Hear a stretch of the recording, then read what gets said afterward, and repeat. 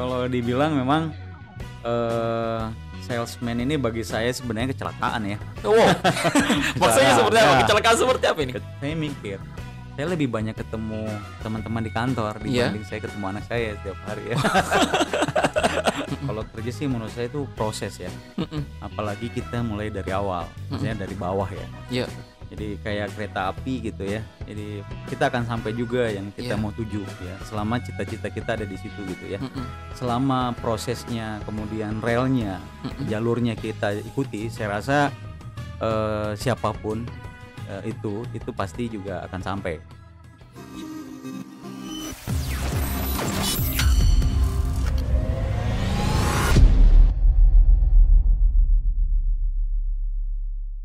Oke, welcome Pak Firmansyah Iksan, Ya. National Operation Head untuk tim PC LCV PT Buswa Berlian Motor.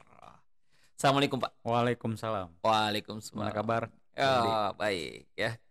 Pak Firman, sehat Alhamdulillah juga? sehat. Alhamdulillah. Harus selalu sehat. Harus selalu sehat. Ya. Apalagi podcast ini kita tag saat sehari setelah closing. Iya. Iya, sehari setelah closing.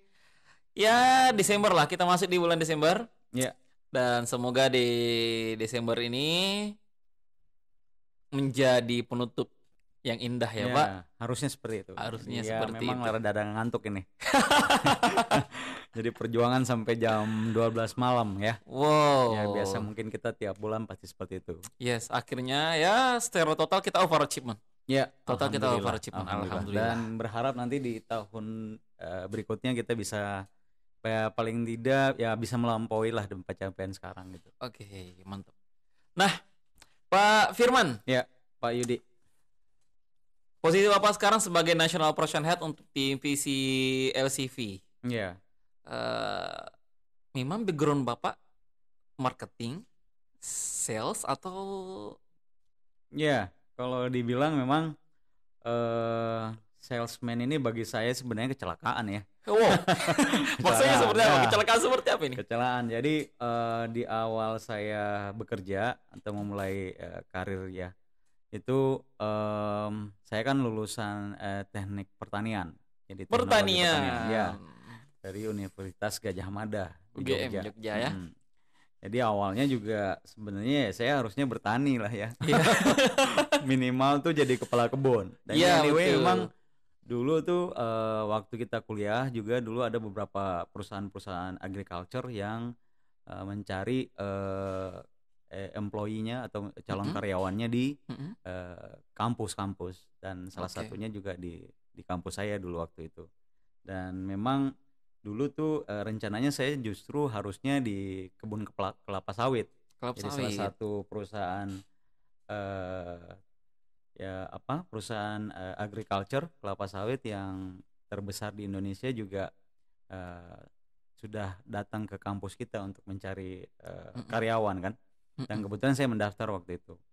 Nah mungkin karena saya merasa waktu itu berpikirnya kalau di kebun itu kita nggak bisa lihat mall ya kan, nggak bisa lihat ya keramaian gitu. Tentunya saya akhirnya harus cari pekerjaan lagi gitu. Makanya saya bilangin kecelakaan gitu. Kecelakaan. Ya. Saya memulai karir saya jadi salesman itu di Jakarta. Jadi after kuliah langsung jadi sales? Iya. Langsung dari Jogja ke Jakarta? Mengapa mau ke Jakarta, Pak?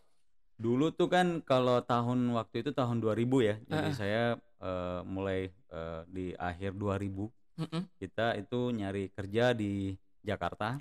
Dan itu after reformasi ya. Jadi itu mungkin pada saat itu juga nyari kerja itu luar biasa susahnya gitu ya.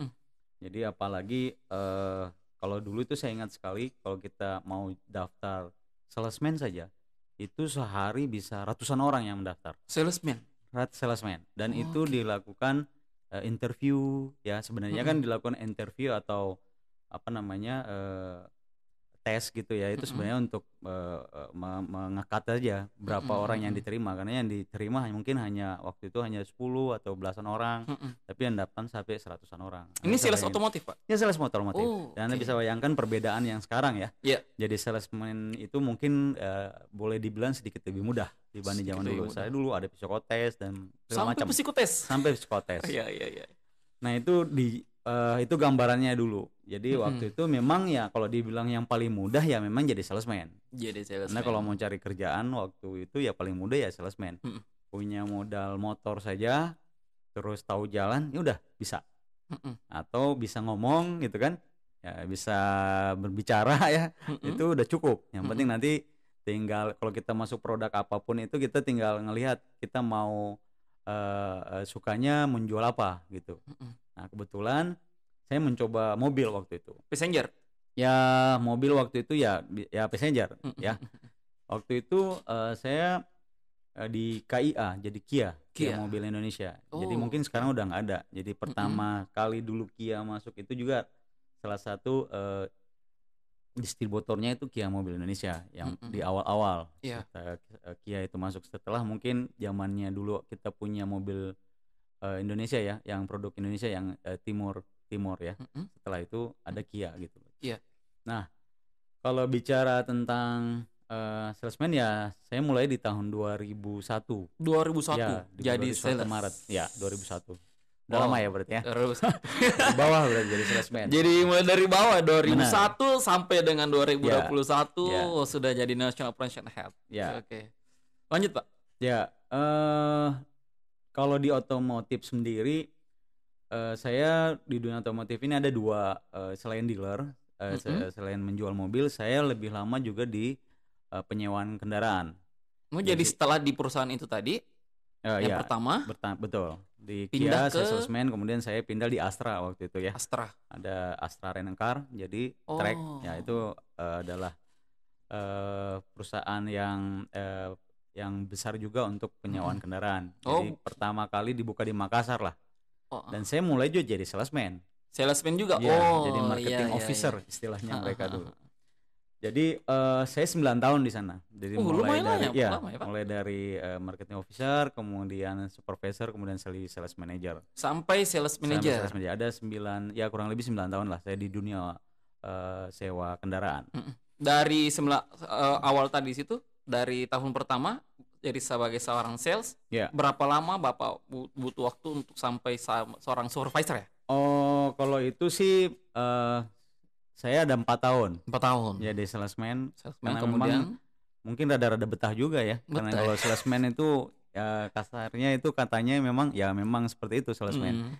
Penghasilannya itu unlimited gitu. Tergantung salesnya gitu kan ya. Jadi seorang salesman pasti kalau ditanya pengen salesman karena apa? Pasti karena pengen uang kan? Iya. Pasti begitu. Ini kan pengen cari uang berarti. Nah, itu memang kenapa juga orang semua mau jadi salesman. Karena mungkin penghasilannya lebih dibanding mungkin bidang yang lain gitu ya. Betul banget. Nah, saya 4 tahun di marketplace, kemudian jadi supervisor, kemudian jadi supervisor, sales manager. Kemudian saya kembali lagi ke dunia dealer. Jadi meninggalkan dunia rental. Jadi di otomotif tuh ada dua, ada yang direct selling dan indirect. Jadi directnya itu seperti ya dealer, kemudian indirectnya tadi yang sewa kendaraan. Sebenarnya kita juga beli mobil kan, beli mobil juga terus disewain. Sebenarnya juga kurang lebih jual mobil juga sebenarnya. Cuman modelnya bisnisnya berbeda. Ya. Saya kemudian ditawarkan masuk ke dunia dealer itu langsung di truck ya, di CV ya. Sebenarnya saya backgroundnya juga lebih banyak di CV ya. Jadi sama 4 tahun di sana di Astra Isuzu, jadi kepala cabang langsung. Jadi saya kepala cabang di mana, Pak?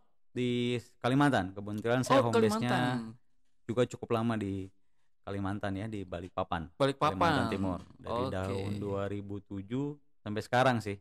Kalau mau dibilang ya.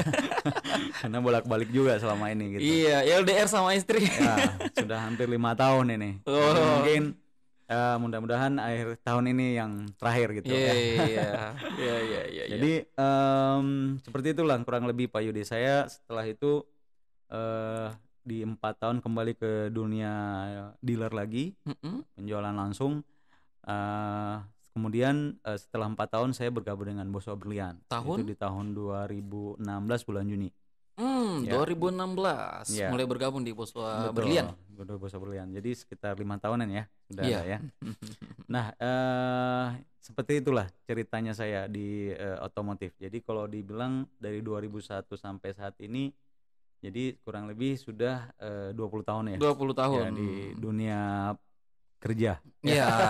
Jadi mungkin orang teman-teman mungkin yang nonton podcast ini jangan langsung melihat Pak Firman di posisinya yang sekarang. Iya, teman-teman harus melihat bahwa apa yang sudah dilakukan sebelumnya jauh sebelumnya. Memulai dari level terendah sebagai seorang sales, level yang paling bawah, sampai berjuang akhirnya bisa menjadi seorang top manajemen di PT Boswa Berlian Motor dengan puluhan cabang se-Indonesia Timur. Oke. Pak Firman pernah jadi sales, pernah jadi supervisor, BM, SM, dan region, kemudian sekarang sebagai seorang National Operation Head atau kepala divisi untuk operation. Apa prinsip kerja Bapak? Saya selalu berpikir begini, baik itu di saudara-saudara saya, kemudian adik saya, atau teman-teman saya kalau kita sharing gitu ya. Kalau kerja sih menurut saya itu proses ya. Apalagi kita mulai dari awal, maksudnya dari bawah ya, maksudnya seperti itu. Jadi menurut saya selama relnya kan ada, itu aja relnya. Jadi kayak kereta api gitu ya. Jadi kita akan sampai juga yang kita mau tuju ya, selama cita-cita kita ada di situ gitu ya.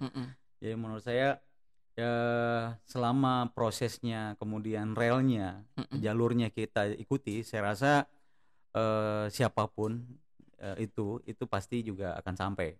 Ya, jadi sebenarnya ini kalau Anda tadi sudah sebutkan dari salesman kemudian supervisor, ya itu kan tahapannya saja ya. Jadi memang tinggal kecepatan kita, kemudian kita mau mengupgrade diri gitu ya. Mungkin lepas dari zona nyamannya kita, apalagi di dunia sales ya. Kadang-kadang tuh seorang sales tuh pengen di sales saja karena memang nyaman gitu ya, nggak mau jadi supervisor, ngurusin diri sendiri gitu ya, mengatur penghasilan diri sendiri gitu ya. Itu mungkin yang harus teman-teman mungkin yang kalau ya tidak salah sih sebenarnya. Kalau jadi salesman selamanya pun nggak ada salah. Tapi itu yang kembali lagi saya bilang, jadi mungkin itu cita-cita orang kan berbeda-beda, dan ya, mungkin kalau kita sudah punya cita-cita, tinggal jalurnya atau relnya aja yang kita ikuti. Saya rasa masalah kecepatannya itu tergantung kita juga. Tergantung kita. Nanti apa namanya, untuk mengatur kecepatannya kita bisa sampai itu tergantung kita juga. Kerja keras kita, kemudian komitmen kita tentunya. Nah itu integritas kita, itu semua diuji di situ pada saat itu. Seperti itu Pak Yudi. Dan Pak Firman mungkin punya cara kerja sendiri, atau bagaimana cara Pak Firman mengatur waktu kerjanya, apalagi sales ini kan dunia yang bisa dikatakan harus 24 jam on. Siap ditelepon tengah malam, siap ditelepon kapanpun, ditanyain jualan kah apakah dan sebagainya. Memang tuh dunia salesman tuh atau dunia sales itu sendiri sebenarnya dunia yang mungkin ya saya bilang tadi, saya pun tidak membayangkan bisa ada di sini gitu ya. Karena memang sangat berbeda sekali dengan apa namanya, dengan bidang pekerjaan yang lain. Betul. Ya, kalau umpamanya salesman tuh ya kita harus ngatur diri sendiri gitu kan. Tentunya kalau bicara pressure pasti karena kita pionnya perusahaan gitu ya. Kita ujung tembaknya itu, tembaknya gitu ya, money makernya. Jadi mau tidak mau pressure-nya pasti tinggi di situ. Nah yang tadi saya bilang juga, jadi seorang salesman kemudian kita menjual produk. Menurut saya setiap produk yang ada di negara kita lah ya, atau dimanapun itu pasti punya visibility study sebelumnya, di mana produk ini bisa dijual di mana, dan itu pasti ada divisi khusus yang meneliti itu kan. Dan kalau kita sudah bercita-cita menjual suatu produk, harusnya kita tidak usah memikirkan itu lagi. Kita harus yakin aja bahwa ini pasti ada pasarnya dan segala macam. Dan itulah juga kenapa saya selama bekerja ya punya prinsip sendiri. Karena yang saya bilang tadi, jadi salesman itu agak ya unik gitu ya. Iya, betul. Kemudian kita harus ngatur diri gitu kan, emosi dan segala macam, keadaan kita seperti apa. Terus ya itu tergantung kita. Karena marketnya ada, tinggal kita datangin aja, kemudian kita menawarkan, kemudian ya kita harus berlomba-lomba tentunya dengan begitu banyak salesman. Nah, saya hanya punya prinsip yang sederhana saja. Apa itu, Pak? Jadi saya punya sederhana aja. Saya sukanya itu 4 hari 4 jam. 4 hari dalam 4 jam. Sepekan, 4 jam dalam sehari. Betul. Jadi maksudnya seperti mungkin ada orang juga pakai 5 hari 5 jam. Tapi saya mampunya 4 hari 4 jam. Itu waktu saya salesman. Maksudnya seperti apa? 4 jam dalam sehari, 4 hari dalam sepekan. Tadi kan saya juga sudah sampaikan bahwa kalau dalam bekerja kita mesti punya komitmen gitu ya. Kemudian punya kerja keras. Nah, itu yang saya gunakan dalam 4 hari 4 jam itu yang saya gunakan. Komitmennya saya di situ. Jadi dalam sehari Bapak memaksimalkan 4 jamnya saja. Bekerja. Iya. 4 jam. Fokus betul di 4 jam itu. Fokus betul di 4 jam itu. Jadi 4 jam itu saya benar-benar hitung. Ya pasti kurang lebih lah ya. Iya. Jadi bagaimana saya dalam 4 jam itu ketemu orang yang benar-benar pengen beli produk saya. Oke, ketemu yang orang serius, yang tepat ya, yang tepat serius. Ya. Jadi dimanapun itu, baik itu mungkin dari zaman dulu kita punya database tuh pakai Yellow Page atau setelah kita mungkin canvassing atau ini dan sekalian punya data, kemudian kita follow up, kemudian seserius mungkin kita saya waktu itu mendekati customer ya, nge-push customernya supaya bagaimana menawarkan produk ini supaya mereka mau beli. Tentunya seperti itu. Dari waktu itu sederhana aja. 4 hari saya bekerja dengan serius dan 4 jam setiap harinya itu saya bekerja dengan serius. Oke. Itu saja. Karena saya mulai dari Jakarta, tentunya saya pakai pola itu. Karena menurut saya Jakarta sebegitu ketatnya gitu ya, padatnya gitu ya. Jadi mau tidak mau mungkin idealnya seperti itulah. Kurang lebih kayak seperti itu. Jadi sebenarnya cukup dengan 4 jam maksimal. Ya, itu saya ya. Iya, betul. Jadi ada juga teman saya pakai 5 hari 5 jam. Ada teman saya. Jadi dia menggunakan seperti itu. Jadi saya justru belajar dari dia. Jadi saya belajar dari Bapak dia. Belajar dari dia bahkan tapi Bapak bisa lebih sedikit dari dia. Iya.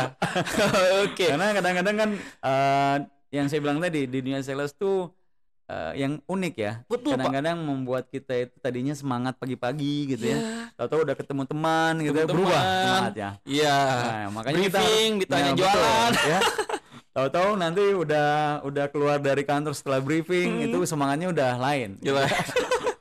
Jadi memang harus punya komitmen dari diri sendiri. Jadi pada saat juga kita terkena godaan sama teman-teman, malah diajak main gitu ya. Nah ini yang mesti harus kita dengan komitmen yang sudah kita canangkan sendiri itu kita bisa komit gitu. Paling tidak seperti itu. Dan setiap tahunnya biasanya saya dulu kalau jadi salesman itu punya komitmen setiap tahun. Intinya saya mau jualan berapa. Jadi di awal tahun pada saat orang sudah merayakan penggantian tahun gitu ya. Ya saya juga nyelipin lah paling tidak pengen cita-cita tahun depan tuh pengen jual berapa, kemudian pengen beli apa. Nah itu kita tulis, saya tulis. Oh ditulis ya Pak? Ya betul, saya tulis di buku saya. Kemudian saya nggak lihat lagi, saya cuma ingat saja. Paling tidak setelah nanti di akhir tahun saya buka. Mana yang tercapai, mana yang nggak tercapai. Sederhana sih, selembar saja. Mulai dari pengen punya anak misalkan, ya kan tahun ini. Terus pengen pula punya rumah, ukurannya ini. Bahkan mungkin sih teman-teman juga melakukan hal yang sama. Sebenarnya saya juga ngambil dari situ.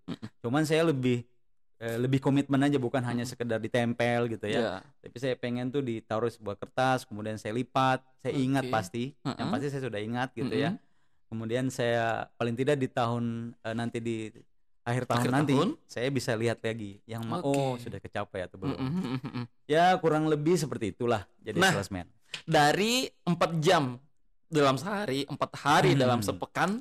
Nah, dengan metode seperti itu, berapa unit yang paling banyak Bapak jual dalam sebulan selama jadi sales? Oh, saya paling banyak lupa ya. Saya lupa. Tapi yang Bapak ingat paling banyak mobil tuh ya 5 sampai 6 ada pernah sebulan ya di Jakarta. Itu di merek Kia ya? Iya. Karena dan saya juga pernah the best lah gitu ya. Oh, sering jadi the best juga ternyata. Kalau di Kia mobil tuh pernah jadi the best Kia, dia Kia Visto waktu itu jadi penjual mobil Visto terbanyak. Kemudian dapat reward juga gitu-gitulah. Kemudian waktu saya di rental kendaraan, saya the best marketing officer nasional di Astra Rent a Car. The best marketing officer nasional. Ya, rookie pertama, terus saya pikir saya rookie-nya doang ya.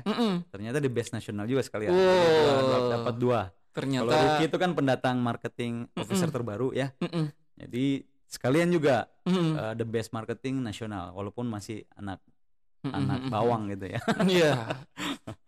Dan jualan 5 sampai 6 itu terhitung sangat banyak sebenarnya, Pak, apalagi di Jakarta. Iya. Dengan pesaing yang sangat luar biasa, kompetitor yang sangat luar biasa di sana. Betul. Saya ingat di cabang saya itu hanya 2 tahun saya yang paling senior. Hanya 2 tahun. Senior saya udah pada hilang. Udah pada pindah kemana-mana gitu. Iya. Ya kadang-kadang kita salesman seperti itu. Coba kalau kita jadi salesman, Anda kalau jadi salesman misalkan satu produk lah gitu ya, kita kan pasti ditarget ya. Berarti kalau kita nggak masuk target, kita pindah ataupun kita pindah karena punya kerjaan yang lebih bagus misalkan. Nah kita itu bisa ngitung-hitung begitu aja. Kalau kita bisa bertahan, lihat seniornya ya punya senior apa enggak gitu. Kalau kita paling senior berarti udah paling hebat lah udah. Paling hebat ya. Berarti kan semakin lama ya, karena kan bisa bertahan selama itu gitu. Gitu. Dan dunia sales ini kan sebenarnya dikatakan tadi Pak Firman bahwa ya orang banyak suka di sini karena memang duitnya banyak. Betul. Selama jualannya juga bagus, jualannya banyak tentunya. Betul. Nah, bagaimana cara Pak Firman mengatur uang yang Bapak dapatkan, karena ada juga sales yang kata jualannya banyak tapi kok kayak nggak ada yang tersimpan gitu uangnya, gitu. nggak ada investasinya juga gitu. Ya. Gimana cara ngatur money-nya Pak? Kalau bicara ngatur uang juga saya juga sulit kali ya. Tapi mungkin hanya ini aja, mungkin masih ada yang bisa lebih bagus dibanding saya sendiri gitu. Cuman memang kembali lagi kita juga seorang salesman itu biasanya juga karena kebutuhan juga kadang-kadang untuk networking dan segala macam itu. Walaupun pendapatannya lebih gitu, dia perlu juga untuk ada biaya seperti itu. Nah, kalau saya sih ya mungkin yang seperti orang-orang ya, mungkin kayak beli yang lebih investasikan uangnya ke yang lebih ini ya, tidak yang benar lah. Jadi kalau investasi mungkin saya lebih suka beli tanah misalnya seperti itu dibanding mungkin beli yang barang yang nilai susutnya terlalu tinggi. Gitu. Mungkin seperti mobil, kalau memang nggak perlu ya nggak, untuk apa gitu ya. Jadi kita mungkin bisa beli apapun itu mungkin sesuai dengan kebutuhan kita. Ini perlu apa tidak. Jadi memang saya juga sampai anak-anak saya sekarang pun juga saya juga didik seperti itu supaya beli barang tuh sesuai dengan kebutuhannya. Karena memang apalagi dengan keadaan sekarang gitu ya, kita memang benar-benar harus kalau punya pendapatan atau penghasilan benar-benar harus menempatkan uang kita itu di investasi yang benar. Itu juga kalau ada lebihnya gitu. Kalau ada lebihnya. Iya.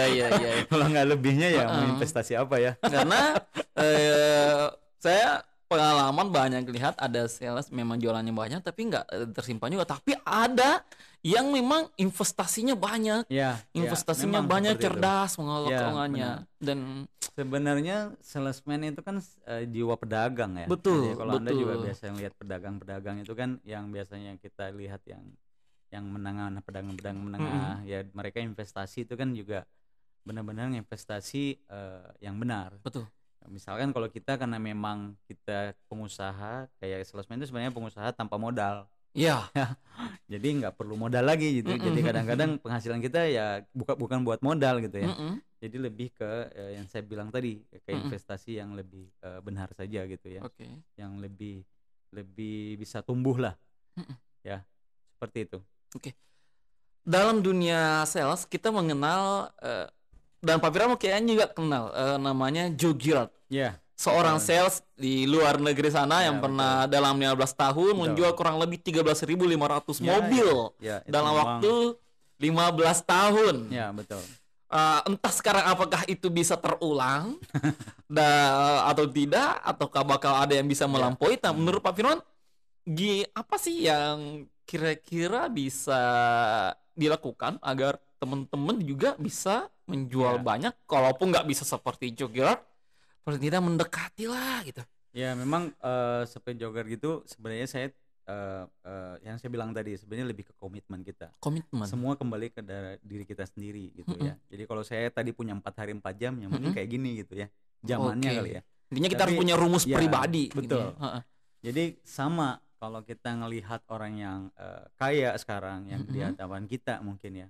Kalau kita sering kali saya tanya kalau mereka kenapa Anda bisa sukses hingga punya mungkin kekayaan seperti ini, ya kan? Mungkin dia kembali lagi ke saya gitu. Kalau saya cerita mungkin Anda nggak percaya, gitu kayak seperti itu ya. Jadi dia cerita. Kadang-kadang kalau yang biasa saya ketemu customer yang sukses gitu ya, dia cerita tuh. Memang saya mulainya dari nol, kemudian kerjanya mungkin hampir dalam sehari bisa lebih dari yang orang-orang gitu, yang biasa gitu ya. Jadi saya pikir kalau kita pengen mendapatkan hasil tentunya juga kita perlu effort yang lebih.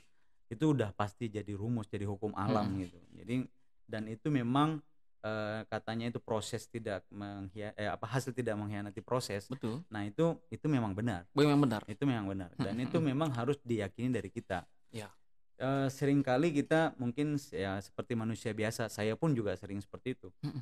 Kita itu suka males gitu. Akhirnya kita punya komitmen pagi-pagi gitu. Terus pengen pokoknya kerja sekian. Makanya saya tadi kadang-kadang kita nggak usah terlalu lebay dengan kita punya cita-cita gitu. Kita mungkin harus punya proses pelan-pelan gitu untuk mengajar diri kita sendiri. Misalkan seorang salesman ketemu orang sampai 4 atau 5 orang yang lebih berkualitas, itu harusnya memang itu yang harus dia menjadikan komitmen. Itu seperti orang kayak berlari kali ya. Orang kayak orang lari yang mungkin kalau mau capek 10 kilo tanpa henti, itu pasti awalnya dari 3 kilo dulu. 3 kilo dulu. Iya, 3 kilo terus komit dulu gitu ya. Itu nggak mudah loh Pak Yudi. Orang lari 3 kilo itu nggak mudah. Tanpa henti ya. Iya, tanpa henti. Tapi kalau dilihat kadang-kadang kalau kita ngelihat banyak orang yang bisa sampai lari seperti itu kan. Kalau kita tanya apa yang mereka lakukan, pasti mereka lakukan ya saya praktis gitu loh. Saya pasti latihan. Saya praktis terus pas saya komit gitu. Kan nggak bisa. Kalau praktis doang tapi kita nggak komit. Makanya ya dia latihan, mungkin pasti ada rumusnya. Misalkan seminggu harus sekian. Sama begitu juga dengan seorang salesman. Jadi kalau kita pengen jualan sampai sekian, pasti ada rumusnya. Nah kadang-kadang kita tuh hanya lihat rumus itu hanya sekedar ya misalkan ketemu orang ya ketemu aja gitu ya. Itu udah dihitung 1 misalkan. Nah itu yang mesti harus kita punya komit di diri kita sendiri bahwa yang kayak seperti ini yang kalau kita pengen sukses lebih, nah kita ikuti rumusnya aja.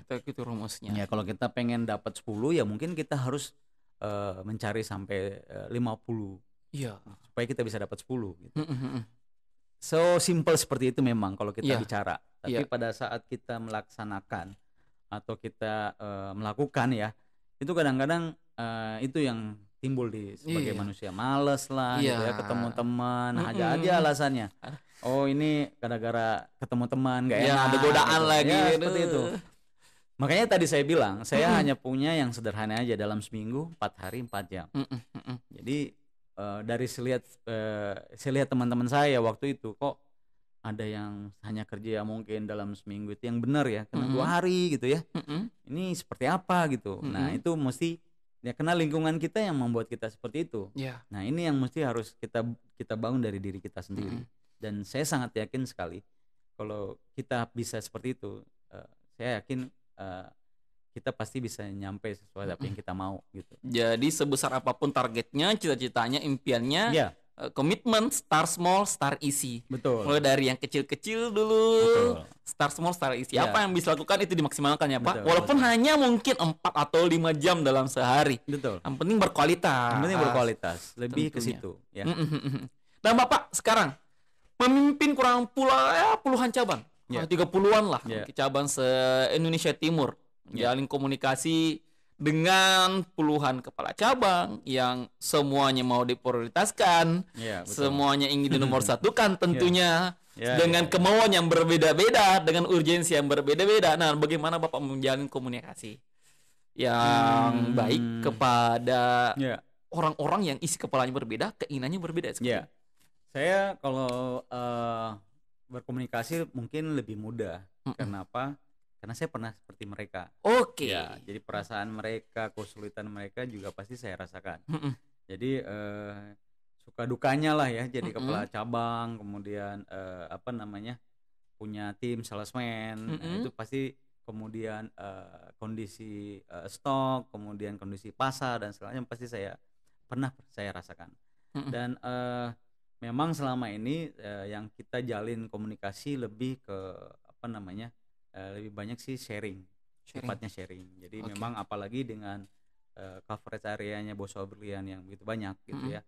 Nah, pasti dengan seperti itu, dengan keadaan marketnya yang berbeda-beda, behavior customer yang berbeda-beda. Jadi mesti harus saya petakan. Pastinya saya lakukan pemetaan gitu ya.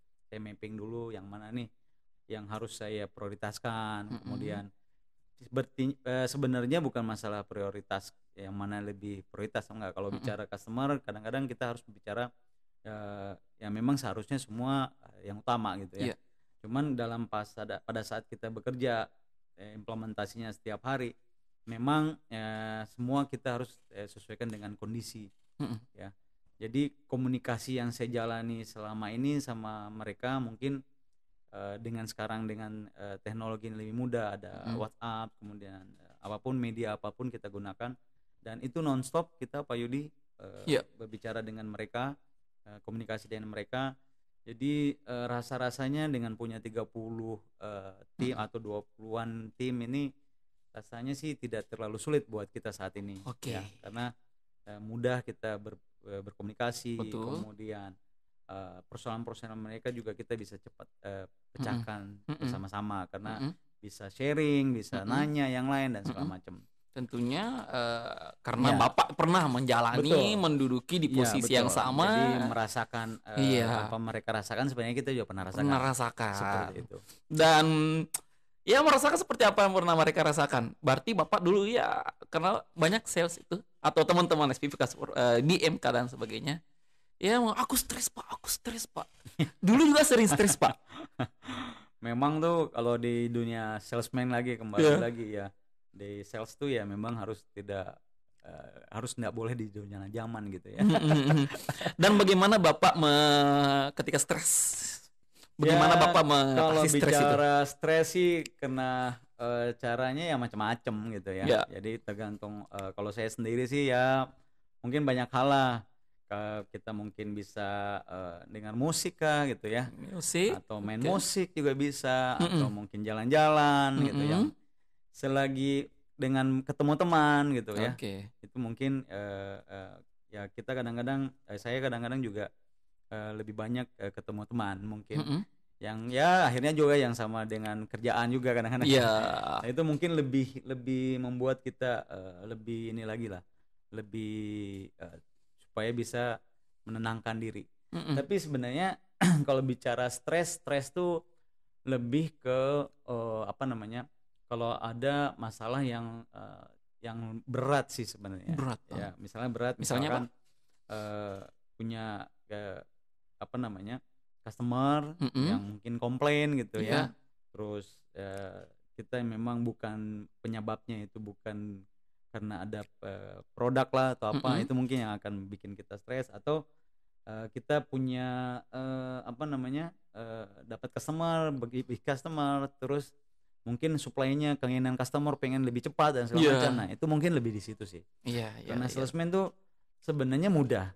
Maksudnya kadang-kadang stres kita tuh dibentuk karena bagaimana memberikan pelayanan lebih ke customer. Ya, karena tuntutannya juga seperti itu. Itu kalau yang di customer. Di sisi lain kalau di kita sendiri kan udah pasti ya. Kita persaingan gitu, persaingan dalam di internalnya kita atau di brand yang lain gitu. Karena pressure-nya seperti itulah yang harus kita capai gitu kan. Nah, itu mungkin kalau saya sih lebih banyak ini ya. Ya dengar musik, terus main musik atau olahraga, itu paling gampang. Dan stres itu kan sebenarnya bisa dikatakan sebenarnya membuat kita terbentur. Jadi stres terbentur dan terbentuk. Betul. Jadi stres ini malah memang membuat kita terbentur, tapi karena mungkin terlalu kita mungkin banyak stres, tapi kita selalu mengupayakan diri mengatasi stres itu, terbentur, termasuknya kita terbentuk kepribadian yang kuat ya Pak, menghadapi masalah apapun itu, terbentur. Jadi teman-teman sales, ya stres itu biasa kan Pak ya? Biasa. Di dunia sales. Itu biasa. Ya. Dan memang harus seperti itu memang. Harus seperti itu. Dan sebenarnya itu proses untuk membuat diri kita terbentuk untuk menjadi someone spesial tentunya. Dan Pak Firman ini di tengah kesibukannya, aktivitas yang sangat padat, mengontrol banyak cabang, banyak kepala. Baru-baru ini ya Pak Firman mengatakan langsung bahwa alhamdulillah anak saya juara satu puisi ya Pak kalau nggak salah. Juara 1 yang SMA. Yang SMA juara 1 puisi Sulawesi Selatan. Wow, luar biasa. Ya sesuatu yang sangat luar biasa bagi seorang kepala rumah tangga, seorang ayah dengan tengah kesibukan, tapi anaknya pun juga tetap bisa berprestasi. Betul, itu juga ngilangin stres itu. Iya. Gimana caranya Pak ini mengatur? Kalau anak sih kita pasti saya punya waktu juga untuk quality time dengan keluarga gitu. Jadi pasti juga harus kita sisihkan itu dalam kesibukan kita, karena itu tadi juga itu salah satu juga untuk ngilangin stres, ya, bisa berbicara dengan lebih meluangkan waktu lebih banyak dengan keluarga. Dan kalau bicara anak-anak memang ya sebagai orang tua pastinya kalau apapun itu yang dilakukan anak-anak kemudian menghasilkan melakukan sesuatu yang berprestasi, tentunya itu juga bagi semua orang tua pasti sama ya rasanya, bangga dan lain-lain. Saya sendiri kan punya 3 putri ya. Iya, putri semua Pak? Putri semua. Jadi saat ini ada yang satu lagi kuliah di Unhas, udah semester 3, kemudian yang kedua di SMA kelas 1, kemudian yang ketiga SMP kelas 1. Jadi memang kalau bicara anak-anak ya beda-beda lah. Beda-beda. Ya. Ada yang saya sendiri juga nggak ngerti sih. Kalau ya sekarang tuh bisa dibilang kalau anak-anak tuh punya beda ya zaman saya dulu gitu. Kita mesti harus diarahkan, kemudian mereka tuh lebih banyak punya kreasi sendiri, ya dia tahu dirinya sendiri, mencari jati dirinya itu mungkin lebih mudah, asalkan kita juga memberikan wadah atau tempat yang lebih baik ya, misalkan sekolah yang lebih benar gitu ya. Kemudian tepat lah ya, terus pergaulannya kita liatin, mungkin cukup dari situ aja sih. Kemudian tingkah lakunya di rumah juga sehari-hari kita liatin gitu. Jadi sebagai seorang orang tua yang mungkin juga punya aktivitas sebagai seorang profesional, jadi tidak hanya fokus membuat prestasi di kantor, tapi juga di rumah tentunya. Membimbing anak-anak untuk berprestasi. Saya rasa itu juga prestasi yang utama ya kayaknya. Betul Pak. Membuat kita anak-anak juga bisa lebih baik, saya rasa itu juga lebih utama juga ya. Dan Bapak 5 tahun di Boswa, apa yang Bapak senangi di Boswa? Ya, yang pertama kalau di Boswa Berlian ini kekeluargaannya. Kekeluargaan, oke. Pasti. Dan perusahaan Boswa ini memang perusahaan besar yang kita juga lebih mudah dapat teman ya, karena begitu banyak juga grup perusahaan Boswa. Betul banget. Kita bisa berteman, tambah teman gitu ya. Dan selama saya di Boswa Berlian juga, yang tadi saya bilang dengan rasa keluargaannya itu bekerja lebih nyaman gitu. Oh, lebih nyaman. Ya pastinya kita kayak rumah sendiri gitu ya. Iya. Yang ngerasain karena ketemu Pak Yudi setiap hari. Kadang saya mikir, saya lebih banyak ketemu teman-teman di kantor dibanding saya ketemu anak saya setiap hari ya. Anak saya kita pulang paling cuma berapa jam gitu ya. Terus kita juga kalau habisin waktu mungkin ya Sabtu Minggu gitu. Itu pun juga kadang-kadang masih bisa diselingin bekerja. Iya.